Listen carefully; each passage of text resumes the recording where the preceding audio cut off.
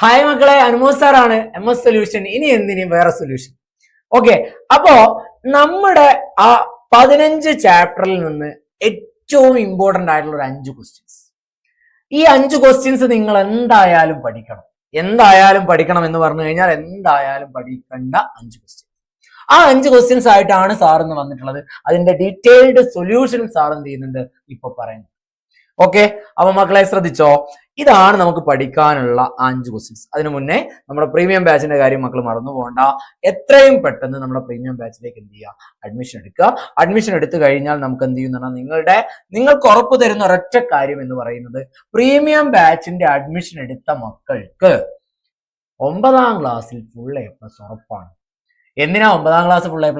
9ാം ക്ലാസ്സിൽ full A+ കിട്ടുന്ന ഒരു കുട്ടിയെ സംബന്ധിച്ചിടത്തോളം 10ാം ക്ലാസ്സിൽ ഫുൾ A+ നേടുക എന്ന് പറയുന്നത് വളരെ ഈസിയാണ്. അപ്പൊ അതിനു വേണ്ടി നിങ്ങൾ എത്രയും പെട്ടെന്ന് നമ്മുടെ എന്ത് ചെയ്യുക, പ്രീമിയം ബാച്ചിന്റെ ആ ഫൈനൽ ബാച്ചിലേക്ക് അഡ്മിഷൻ എടുക്കുക. നമ്മുടെ MS ആയിരിക്കും നിങ്ങളുടെ മെന്റർ ആയിട്ടുണ്ടാകുക. കുറെ ഫീച്ചേഴ്സ് ഉണ്ട്. കൂടാതെ നിങ്ങൾ എത്രയും പെട്ടെന്ന് ഈ രണ്ട് നമ്പേഴ്സിലാണ് നമുക്ക് എന്ത് ചെയ്യേണ്ടത്, വിളിച്ചിട്ട് നമ്മുടെ കാര്യങ്ങളൊക്കെ അന്വേഷിക്കണം. ഓക്കെ, അപ്പൊ അക്കാര്യം മറന്നു പോകണ്ട. അപ്പൊ ആ മോസ്റ്റ് ഇമ്പോർട്ടന്റ് 5 ക്വസ്റ്റ്യൻസ്. ഒന്നാമത്തെ ക്വസ്റ്റ്യൻ ഞാൻ എടുത്തിട്ടുള്ളത് ഏത് ചാപ്റ്ററിൽ നിന്നാണ് എന്ന് ചോദിച്ചു കഴിഞ്ഞാൽ അത് ഏത് പ്രിസം ആണ്. പ്രിസം, സ്തംഭങ്ങൾ എന്ന് പറയുന്ന ചാപ്റ്ററിൽ നിന്നാണ് ആദ്യത്തെ ക്വസ്റ്റ്യൻ. ഓക്കെ, സ്തംഭങ്ങൾ എന്ന് പറയുന്ന ചാപ്റ്ററിൽ നിന്നുള്ള ആ ക്വസ്റ്റ്യൻ ഏതാണെന്ന് വെച്ചാൽ, the base of A prism is triangle with sides 4 centimeter, 13 centimeter, 15 centimeter and its height 25 centimeter. Calculate its lateral surface area and total surface area. ഒരു ത്രികോണ സ്തംഭത്തിന്റെ പാദവശങ്ങൾ 4 സെന്റിമീറ്റർ, 13 സെന്റിമീറ്റർ, 15 സെന്റിമീറ്റർ ആണ്. ഉയരം 25 സെന്റിമീറ്റർ ആണ്. പാർശ്വതല പരപ്പളവും ഉപരിതല പരപ്പളവും കാണും. പാർശ്വതല പരപ്പളവ് എങ്ങനെയാ കണ്ടുപിടിക്കാന്ന് നമുക്ക് അറിയാം, കൃത്യമായിട്ട് അറിയാം. എങ്ങനെയാ? പാദ ചുറ്റളവ് ഇൻറ്റു ഉയരം, അല്ലെ? ബേസ് പെരിമീറ്റർ ഇൻറ്റു ഹൈറ്റ് ആണ് ലാറ്ററൽ സർഫസ് ഏരിയ എന്ന് പറയുന്നത്.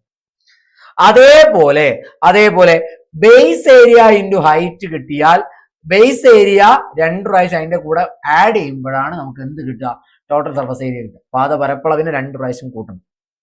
Okay, base of A prism is A triangle with sides 4, 13, 15 centimetre. Okay, triangle ആണല്ലോ. ട്രയാങ്കിൾ ആകുമ്പോൾ ഒരു തവണ മതി.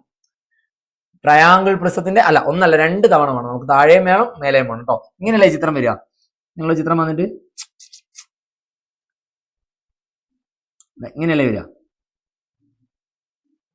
ഇങ്ങനെയാണ് നമ്മുടെ പ്രിസം വരിക. ആ പ്രിസത്തിന്റെ 2 എന്ത് വേണം? ബേസ് ഏരിയ വേണം. അതിനെ ലാറ്ററൽ സർഫസ് ഏരിയ കൊണ്ട് എന്ത് ചെയ്യാം, ആഡ് ചെയ്യാം. അപ്പൊ നമുക്ക് ആദ്യം എന്ത് കാണാം?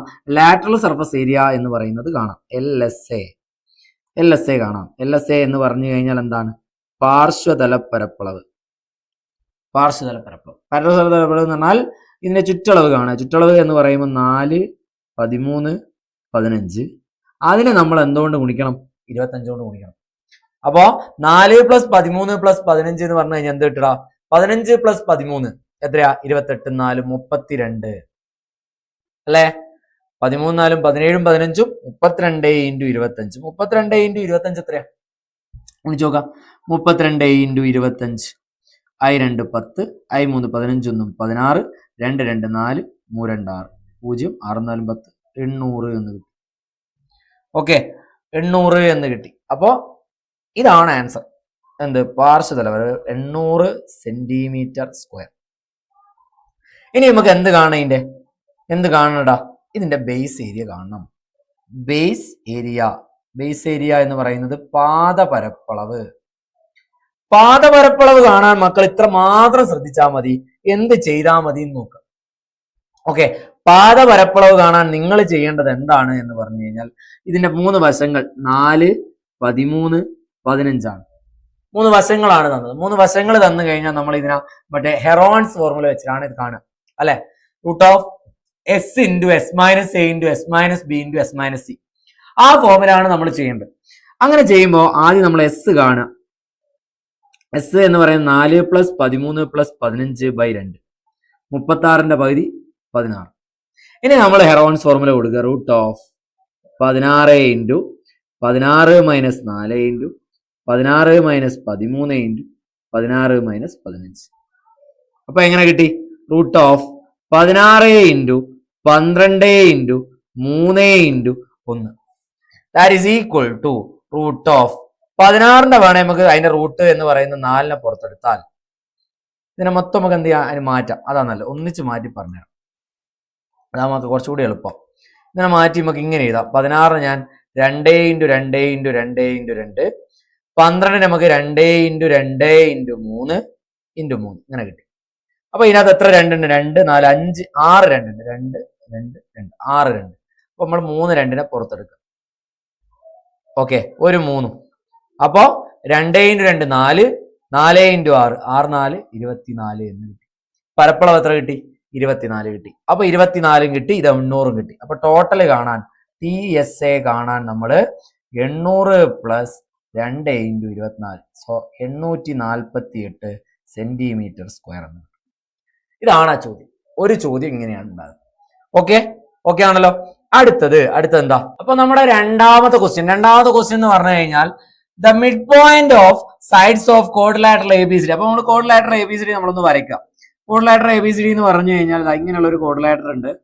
ഈ കോഡ്ലാറ്ററൽ ABCDയുടെ എന്താണ്? മിഡ് പോയിന്റ്സ് ആണ്. മിഡ് പോയിന്റ്സ് നമ്മൾ ജോയിൻ ചെയ്തു. മിഡ് പോയിന്റ്സ് നമ്മൾ ജോയിൻ ചെയ്തപ്പോ എന്ത് കിട്ടിയടാ? മിഡ് പോയിന്റ്സ് നമ്മൾ ജോയിൻ ചെയ്തപ്പോൾ അവിടെ PQRS എന്ന് പറയുന്ന മറ്റൊരു ചതുർഭുജം, മറ്റൊരു കോഡ്ലാറ്റർ ഫോം ആയി.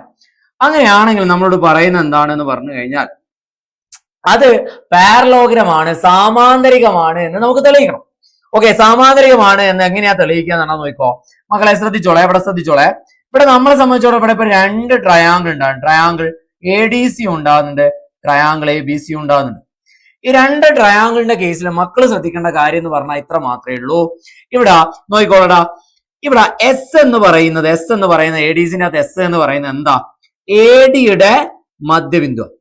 ADയുടെ എന്താണ്? മധ്യബിന്ദുവാണ്, മിഡ് പോയിന്റ് ആണ്. ADയുടെ എന്താണ്? മധ്യബിന്ദുവാണ്, മിഡ് പോയിന്റ് ആണ്. അതേപോലെ തന്നെ R എന്ന് പറയുന്നത് എന്താണ്? R എന്ന് പറയുന്നത് DCയുടെ മധ്യബിന്ദു. അപ്പോ നമ്മൾ പഠിച്ചൊരു കാര്യമുണ്ട്, ഏത് ട്രയാങ്കിൾ ആയിക്കോട്ടെ 2 സൈഡ്സിന്റെ മിഡ് പോയിന്റ് ജോയിൻ ചെയ്യുന്ന ലൈന് തേർഡ് സൈഡിന് പാരലൽ ആയിരിക്കും, അതേപോലെ തന്നെ അതിന്റെ പകുതി ആയിരിക്കും. അപ്പൊ നമുക്ക് ഇവിടെ എങ്ങനെ എഴുതാം? SR പാരലൽ ടു AC, അതേപോലെ തന്നെ SR ഈക്വൽ ടു എന്ത്? Half AC. ഇങ്ങനെ കിട്ടും. അതേപോലെ തന്നെ ട്രയാങ്കിൾ ABCയുടെ കേസിൽ നമുക്ക് എന്ത് പറയാം? ട്രയാങ്കിൾ ABCയുടെ കേസിലാണെങ്കിൽ P എന്ന് പറയുന്നത് എന്താ? P എന്ന് പറയുന്നത് ABയുടെ മധ്യബിന്ദുവാണ്. Q എന്ന് പറയുന്നത് BCയുടെ മധ്യബിന്ദുവാണ്. അങ്ങനെ കിട്ടിയാൽ നമുക്ക് എന്ത് പറയാം? PQ എന്ന് പറയുന്ന അതിലെ തേർഡ് സൈഡ് എന്ന് പറയുന്നത് ഇതാ AC ആണ്. ACക്ക് എന്താണ്? പാരലൽ ആണ്. PQ എന്ന് പറയുന്നത് എന്താണ്? ACയുടെ പകുതിയാണ്. ഇങ്ങനെ കിട്ടും. ഇങ്ങനെ കിട്ടിക്കഴിഞ്ഞാൽ മക്കൾ നോക്കി ഇതിന്റെ അകത്ത് മനസ്സിലാവുന്ന ഒരു കാര്യം എന്താണെന്നാണ്? മനസ്സിലാവുന്ന ഒരു കാര്യം എന്താ? SR is equal to half AC ആണ്, PQ half AC ആണ്. അപ്പൊ SR ഉം PQ ഈക്വൽ ആണ്. അതേപോലെ തന്നെ SR ACക്ക് പാരലൽ ആണ്, PQ ACക്ക് പാരലൽ ആണ്. നമുക്ക് ഇങ്ങനെ പറയാലോ, SR പാരലൽ ടു ഏത്? PQ. അതേപോലെ തന്നെ SR പാരലൽ ടു PQ, അതേപോലെ തന്നെ SR എന്താണ്? ഈക്വൽ ടു PQ എന്ന് പറയാം. അപ്പൊ ഓപ്പോസിറ്റ് സൈഡ്, എതിർവശങ്ങൾ എന്താവുന്നു? എതിർവശങ്ങൾ എന്ത് പറയാം നമുക്ക്? തുല്യവും അതേപോലെ സമാന്തരവുമാണ്. Opposite sides are equal and parallel.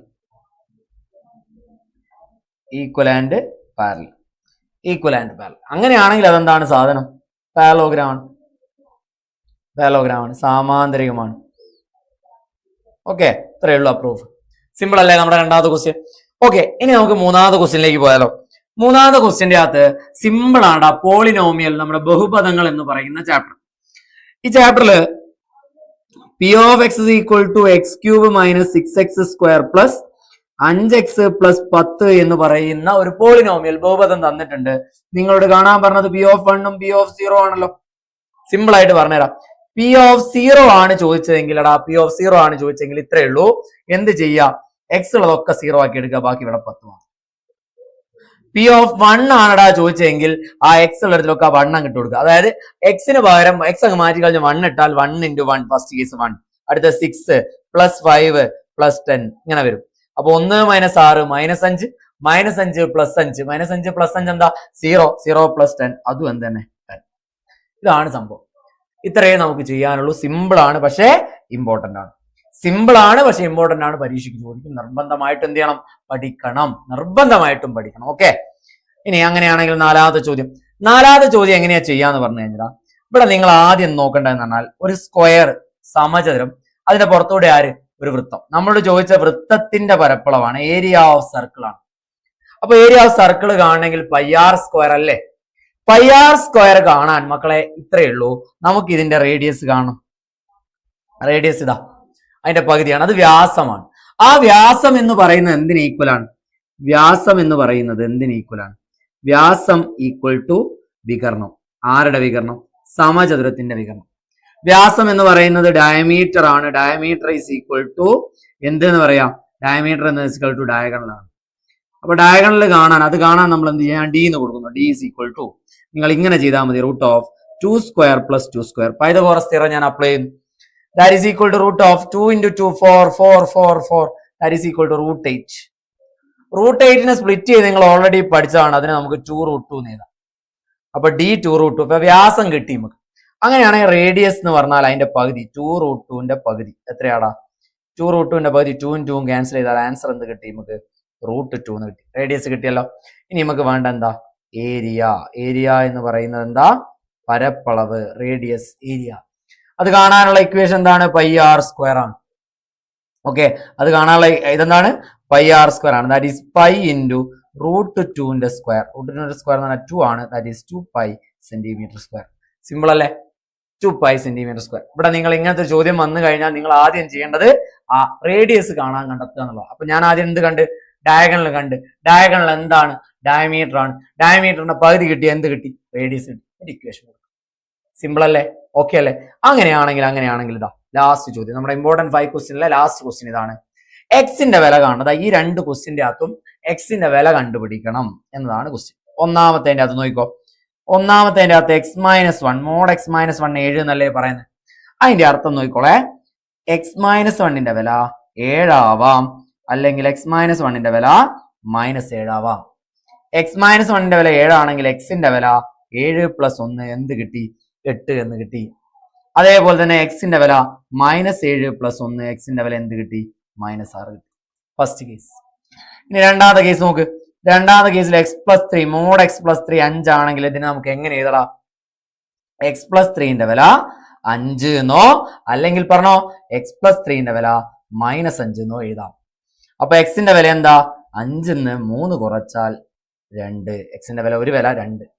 അടുത്ത വില x is equal to -5 - 3 എക്സിന്റെ വില -8. സെറ്റ്. ഇത്രയേ ഉള്ളൂ. സിമ്പിൾ ആണ്, പക്ഷേ ഇമ്പോർട്ടന്റ് ആണ്. അപ്പൊ ഞാനീ പറഞ്ഞ ഈ 5 ക്വസ്റ്റ്യൻ നിങ്ങൾ നിർബന്ധമായിട്ട് പഠിക്കണം. ഈ 5 ക്വസ്റ്റ്യൻസ് അത്രയും പ്രധാനപ്പെട്ടതാണ്. ഓക്കെ, അപ്പോ ഏകദേശം 10 മാർക്കിന് മേല, 10 മാർക്കിന് വില നമ്മളെ ഈ 5 ക്വസ്റ്റ്യൻസ് അത് നിങ്ങൾക്ക് വരും, ഉറപ്പായിട്ടും വരും. ഇതെന്തായാലും നിങ്ങൾ പഠിക്കണം. ഓക്കെ, അങ്ങനെയാണെങ്കിൽ മക്കളെ ഇതാണ് നമ്മുടെ മോസ്റ്റ് ഇമ്പോർട്ടന്റ് ആയിട്ട് നമ്മൾ വരുന്ന 5 ക്വസ്റ്റ്യൻ ഇതാണ്. ഇത് നിങ്ങൾ നിർബന്ധമായിട്ടും എന്ത് ചെയ്യണം? പഠിക്കണം. പരീക്ഷ ഹാളിൽ നിങ്ങൾക്ക് ക്വസ്റ്റ്യൻ പേപ്പറിൽ ഇത് കാണാൻ പറ്റും. ഓക്കെ ആണല്ലോ? അപ്പൊ മക്കളെ ടാറ്റ, ബൈ ബൈ.